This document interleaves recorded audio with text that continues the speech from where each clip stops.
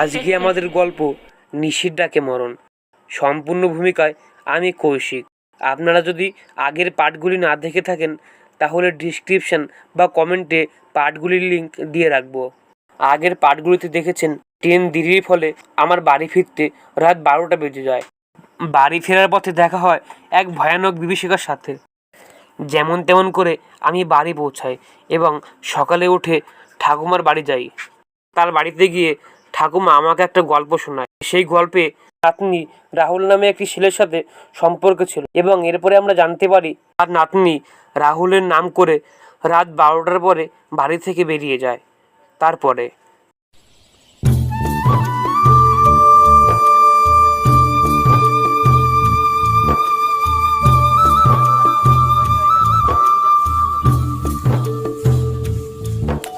আমি বুড়ি ঠাকুমার কাঁধে হাত দিয়ে সান্ত্বনা দেওয়ার চেষ্টা করি। বুড়ি ঠাকুমা আবার বলা শুরু করে, আমার নিশি যে সেই গেল, আর ফিরল না। কি যাওয়ার মিনিট 15 পরে পাড়ার লোকের গলায় আবার শুনি ওরা বলছিল, এ দেখ কে যেন পুকুরে ডুবে মারা যাচ্ছে। হ্যাঁ তাই তো, হ্যাঁ তাই তো। ওদের কথা শুনে আমার গায়ে কাঁটা দিয়ে উঠলো। নিশিও তো পুকুর পাড়ে গেছিল। আমি তখনই পুকুর পাড়ে যাই। কি আমার নাতনি জলে ডুবে যাচ্ছে। ও গলা ফাটিয়ে চিৎকার করছে, বাঁচাও বাঁচাও বলে। কিন্তু পাড়ার সব লোক দাঁড়িয়ে দেখছে, কেউ ওকে বাঁচাতেও যাচ্ছে না। নিশির শরীর কোনো ধারালো অস্ত্র দিয়ে ক্ষতবিক্ষত করা ছিল।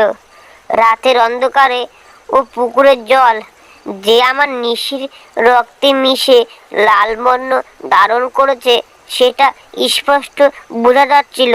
সবাইকে কত কাকতি মিনতি করি, আমার কান্নার সুর সেদিন কারো কান অব্দিও পৌঁছায়নি। দেখতে দেখতে আমার নিশি জলের অতলে তলিয়ে গেলে এই বুড়িটাকে একা করে দিয়ে আমি কোলে পিঠে করে ছোটবেলা থেকে মানুষ করেছি, সে আমার চোখের সামনে, আর আমি কিছুই করতে পারলাম না।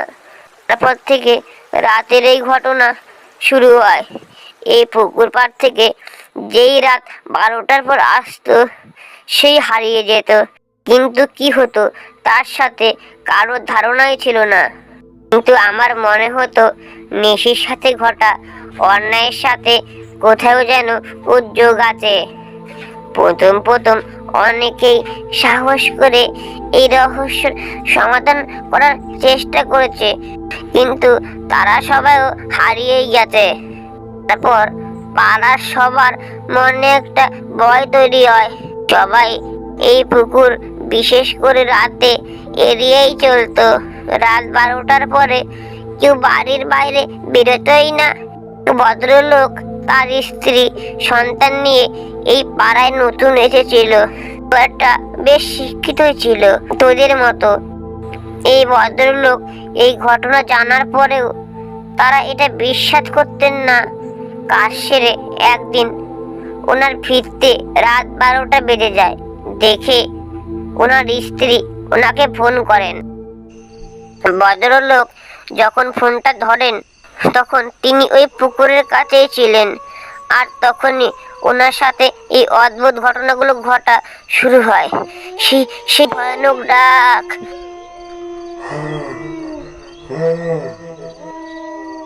ফোনের ওপার থেকে ওনার স্ত্রী সবটাই শুনতে পান। Hello hello. ওই ভদ্রলোকও বাকি আর 5 জনের মতো উধাও হয়ে যান। ওনারও কোনো অস্তিত্ব পাওয়া যায় না। ভদ্রলোক স্ত্রী এর কাছ থেকে প্রথম রাতে কি ঘটে সেই জানা যায়। ভদ্রলোকের স্ত্রী এও বলেন প্রথমে নাকি উনি কোনো এক অল্প বয়সী মহিলার গলা শুনতে পেয়েছিলেন। এই ঘটনার থেকে আমি নিশ্চিত হয়ে যাই এই রাতে লোকজনদের উধাও হয়ে যাওয়ার পেছনে হোক না হোক আমার নিশি দায়ী। এত সব বলতে বলতে ঠাকুমা একটু থামে এবং একটু জল পান করে। তার চোখের কোণে দেখা যায় এক ফোঁটা জল। ঠাকুমা, আমি শুনেছি রাহুল আর ওর পরিবারের সবাই নিশির মৃত্যুর কিছুদিন পর এখান থেকে চলে যায়। শুনেছি নিশির মৃত্যুর পর ওদের সাথে অনেক অদ্ভুত অদ্ভুত ঘটনা ঘটত। তারপর একদিন রাহুলের কাকা রাত 12টার পর বাড়ি ফিরছিল, কিন্তু উনিও বাকি গ্রামবাসীদের মতো হারিয়ে যায়। রাহুলের কাকার মৃত্যুর পরপরই রাহুলরাও ওই বাড়ি ছেড়ে চলে যায়। এই বাড়িটা ভুতুরে বাড়ি বলে সব জায়গায় ছড়িয়ে যায়, তাই এই বাড়িটা বিক্রি করতে পারেনি। অনেক খদ্দের এসেছিল, কিন্তু এক রাত থাকার পর আর এই বাড়ি কিনতেই চায়নি। কিন্তু বুড়ি ঠাকুমা, তুমি তো এখানে অনেকদিন ধরে রয়েছো, কিন্তু তোমার কোনো অসুবিধা হয় না? ওর উত্তর তো আমার জানা নেই দাদা ভাই। চিন্তা করো না ঠাকুমা, আমি তোমাকে কথা দিচ্ছি, নিশির মৃত্যুর পিছনে যারা আছে তাদের প্রাপ্য শাস্তি তারা পাবে, আর নিশির আত্মাও মুক্তি পাবে। এই গ্রাম সাপ মুক্ত হবে। তুই জানিস না দাদা ভাই, রাহুলের পরিবার কি বিপজ্জনক। আমার নিশির মতো যদি ওরা তোর সাথেও কিছু করে। আমার কিছু হবে না ঠাকুমা, আমি বলি। কিন্তু তুই এসব করবি কিভাবে দাদা ভাই? নিশি আমাদের বলবে ওর মৃত্যুর পিছনে কে দায়ী, কিভাবে। আমি তার ব্যবস্থা করছি, তুমি শুধু আমার সাথে থেকো। আমার এক বন্ধুর বাবা তান্ত্রিক, আমি তার সাথে কথা বলে দেখছি। তুমি সাবধানে থেকো বুড়ি ঠাকুমা, সব ব্যবস্থা হয়ে গেলে আমি তোমাকে জানাবো। 2 দিন পরে আমি বুড়ি ঠাকুমার বাড়ি আবার যাই। বুড়ি ঠাকুমা, সব ব্যবস্থা হয়ে গেছে, আমি তান্ত্রিক কাকুকে সব বলেছি, উনি আমাদের হেল্প করতে রাজি হয়েছেন। আজ রাতেই আমরা নিশির আত্মাকে ডাকবো। দেখতে দেখতে রাত ঘনিয়ে এলো। আমি ঠাকুমার ঘরের দরজায় গিয়ে কড়া নাড়লাম।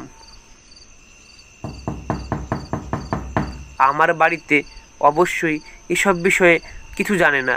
আমি বলে এসেছি ফ্রেন্ডের বাড়িতে গ্রুপ স্টাডির জন্য থাকবো। প্রথমে মা বাবা না মানলেও পরে আমাকে যাওয়ার পারমিশন দেয়। আমি ওদের সত্যিটা বলিনি, কারণ আমি এসব বলে ওদের এসবের মধ্যে জড়াতে চাইনি। আর ওরা এসব জানলে আমাকে কিছুতেই এইগুলো করতেই দিত না। কিন্তু আমার মনে নিশির জাস্টিস পাওয়া প্রয়োজন। আজ আর আমি বুড়ি ঠাকুমার বাড়ি একা আসিনি, আমার সাথে তান্ত্রিক কাকু। আর আমার গার্লফ্রেন্ডও সবটা জানার পরে এই বিপদে আমাকে একা ছাড়তে চায়নি।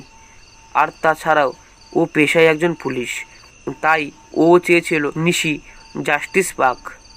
নিশির আত্মাকে ডাকার সব ব্যবস্থা করলো কাকু। ব্যবস্থা যখন শেষ হলো তখন ঘড়ির কাঁটা 12টা ছুঁই ছুঁই। পুরো ঘর অন্ধকার, শুধুমাত্র কয়েকটা মোমবাতি জ্বলছে। কাকু সবাইকে বলল এক মনে নিশির কথা চিন্তা করতে, আর নিশির আত্মা ওনার মধ্যে আসলে কিছুক্ষণ পর্যন্তই থাকবে।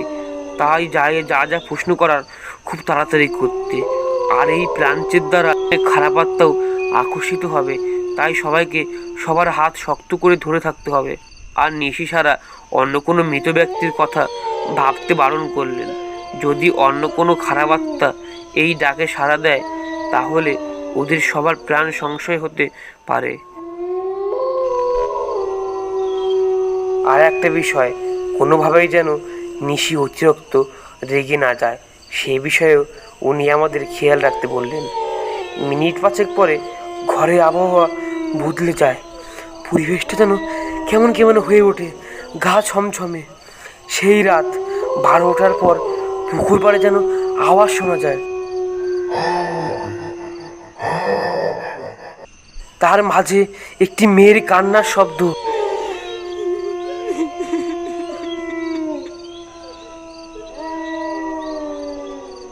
কিছুক্ষণ পর তান্ত্রিক কাকু অদ্ভুত আচরণ করতে শুরু করে। আমরা বুঝতে পারি যে উনি আর নিজের মধ্যে নেই, ওনার ওপর কোনো আত্মা ভর করেছে। কিন্তু কে এই আত্মা? এটা কি নিশির আত্মা নাকি অন্য কারোর? আমাদের সংশয় পরে মুহূর্তেই কেটে যায়। তান্ত্রিক কাকুর গলা আগেই মহিলার কণ্ঠ বেরিয়ে আসে। তোরা আমাকে কেন রেখেছিস? কি চাস তোরা আমার থেকে? নিশি, আমরা জানতে চাই তোমার মৃত্যুর পেছনে কে দায়ী, কি হয়েছিল সেই রাতে তোমার সাথে। আপনারা শুনছিলেন নিশির ডাকে মরণ। সবকটি ভূমিকায় আমি কৌশিক। আপনারা যদি চ্যানেলে নতুন এসে থাকেন তাহলে চ্যানেলটি সাবস্ক্রাইব করবেন এবং ভিডিওকে লাইক করে আমাদের পাশে থাকবেন। আপনারা যদি আগের পার্টগুলি না দেখে থাকেন তাহলে লিঙ্ক কমেন্ট বা ডিসক্রিপশানে দেওয়া রইল।